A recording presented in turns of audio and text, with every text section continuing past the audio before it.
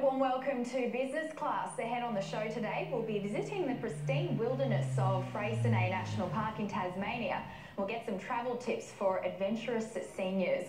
But first, Airbnb has launched a new product to reduce confusion around the check-in process for guests. The new facility has been added to the Airbnb site and app, and it will allow hosts to upload clearer check-in instructions. Well, here with all the details, we have Bruce Piper, the editor of Travel Daily. Bruce, as always, it's great to have you on. Thank you. Now, in terms of this new system, just tell us how it's going to differ from the current check-in system. Well, it's really just that it's formalising, the existing processes. I think that for some of the hosts, so people who are sort of renting out their couches or perhaps their flat, they're using, a template of instructions, maybe a PDF or something like that they're emailing people. Airbnb have kind of figured out that, hey, every single person is creating this list of instructions, where the keys are, who do you talk to, go up and knock 3 times on the 5th floor door or something like that. And so they're just formalising that. Yeah, so the new check-in process, the information is going to be provided offline via the app, is that right? And then emailed ahead of time for guests? That's right. So the Airbnb app, yes, they've built some technology around it, and so I was reading something about it, and Airbnb said that, initially the whole reason, one of the key reasons that they had photos on the site was so that they can show instructions for people, how to get into these places. So they're just formalising that, and yes, you'll get it ahead. It'll be on the app. I think it'll be available offline, so basically you're not sort of scrabbling around for a bit of paper and looking for the gate code or something like that. Yeah, and just interested in terms of why they've, I guess, taken the opportunity to make these changes. Is it something that's these changes mandatory? Oh, no, not at all. It's a way of, it's just ongoing development of the app. It's like any business. They've looked at their processes and they've figured out that, hey, this is something that every single host is doing themselves. Let's formalise it and make it easier for people to use the system. All right, let's move on. The Travel Corporation, they've partnered with another popular sharing platform, VizEat. Just tell us exactly what VizEat does. So this is, it's all about these new disruptors, isn't it? VizEat is a bit like Airbnb for eating. So you can sign up as a VizEat host if you want to have people over for dinner. Travellers, perhaps you're a chef, perhaps you a home cook, master chef or whatever. And so VizEat it's an app, you can join it. So the Travel Corporation is a great big company that runs a whole lot of brands like Kentucky Tours, Trafalgar, Insight Vacations, Luxury Gold, and essentially they've just formed a global partnership with this group, VizEat. So when you're travelling, with their tours include accommodation and meals and that sort of thing, but you might want something different. So perhaps when you're in Rome, through this new partnership, the tour director, the tour host will basically hook you up with a local, and you get a different sort of experience and really get to experience the culture in these places. Yeah, so it's great, I suppose, for those travellers, especially those guests staying with the Travel Corporation. And I suppose there is a benefit for those providing, the opportunity for those travellers to come into their own home. Absolutely, and that's, it's cultural interchange. Yes. It's about the rich tapestry of life. All right, now another new launch, a little closer to home, Hyatt Place in Melbourne's Essendon. That's officially opening tomorrow night, I believe. Right.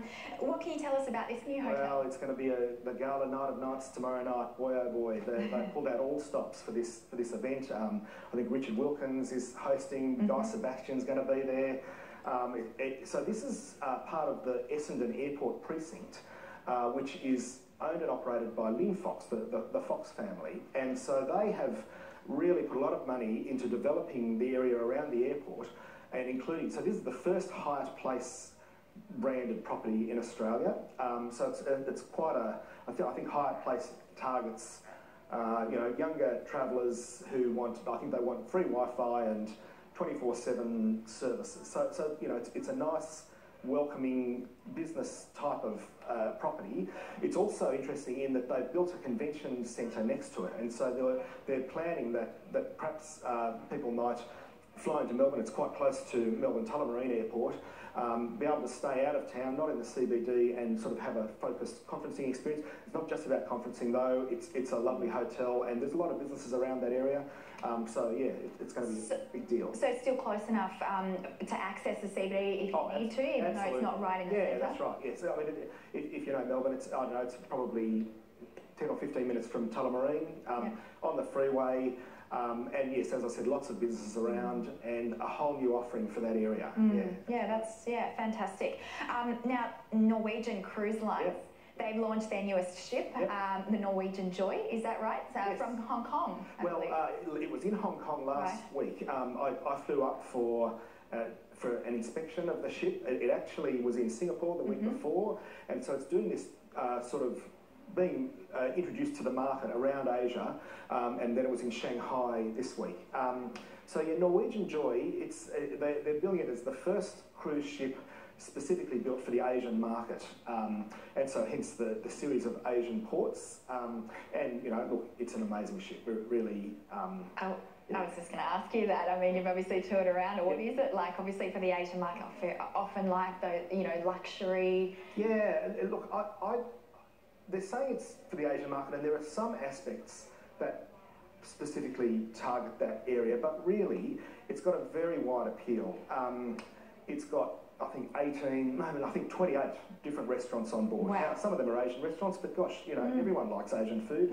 Some of them are Brazilian. There's a French, you know, Italian. There's all sorts. There's a steakhouse.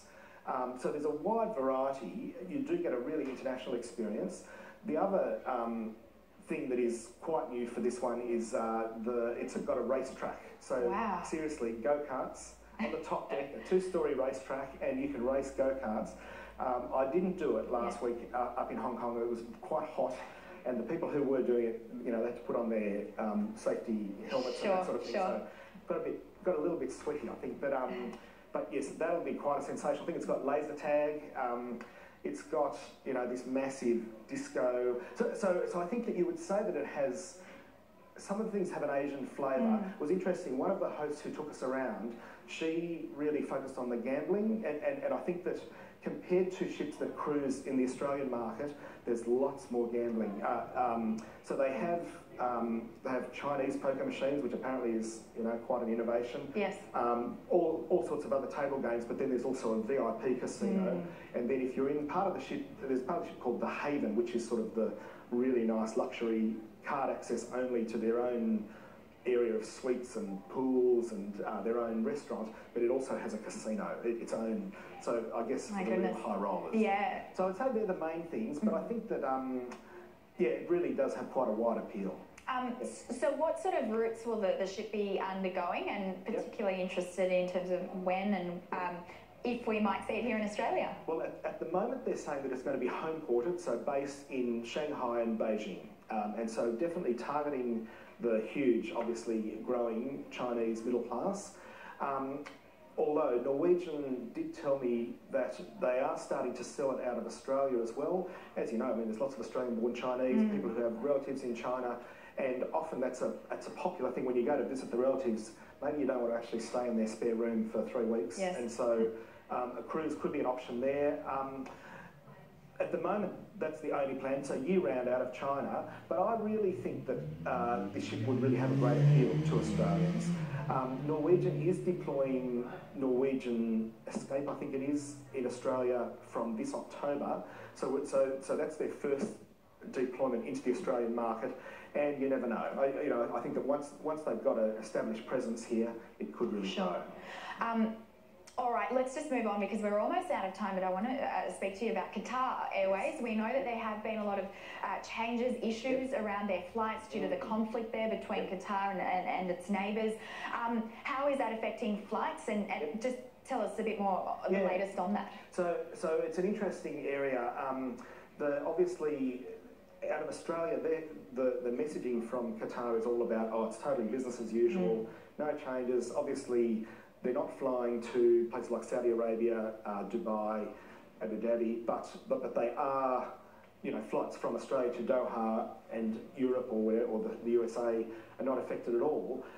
However, this week they launched their first flights to Dublin, and so that's a great route for Australians, a lot of Irish heritage, so it's it's a good option for getting into Ireland. But there, a senior Qatar official did admit that the flight restrictions are causing them to fly a bit longer. And so depending on the routes, I don't know particularly which ones. I think that they have an air corridor to the north, and so flights onward from Doha are not affected, but other, depending where they're coming from, they've sort of got to fly around to get into Doha. And so I read that flights from Doha to Buenos Aires are about 2 hours longer. I'm not really sure whether that's the same for Australian flights. Look, let's hope that it gets resolved sooner rather than later. Yep, absolutely. No, overall, seems like limited impact for Aussie travellers, which is a good thing. We're going to have to wrap it up there. Bruce Piper, thank you very much for joining us. Appreciate it as always. No worries. That was the editor of Travel Daily, Bruce Piper, joining us there. We're going to take a break. Coming up on business class, though, we'll head to the pristine wilderness of the Freycinet National Park in Tasmania. We'll find out the best holiday destinations for the new young traveller. Stay with us.